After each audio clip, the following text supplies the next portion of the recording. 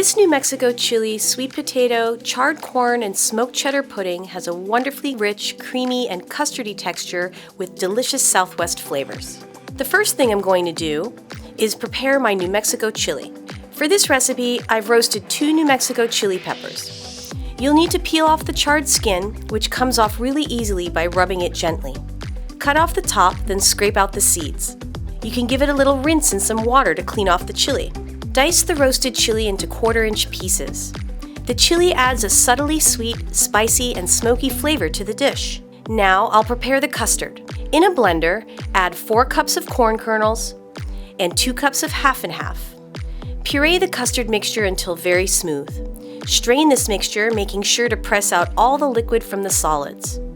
Whisk in 2 beaten eggs and then combine the custard mixture with all the remaining ingredients. Sweet potato, some smoked cheddar, salt, pepper, scallions, and parsley. Mix in the diced roasted New Mexico green chili and 1 cup of corn kernels. Pour the mixture into the prepared casserole dish and place into a 325° Fahrenheit oven. Bake for 35 to 45 minutes until set and nicely browned. Remove from the oven and serve warm. Enjoy!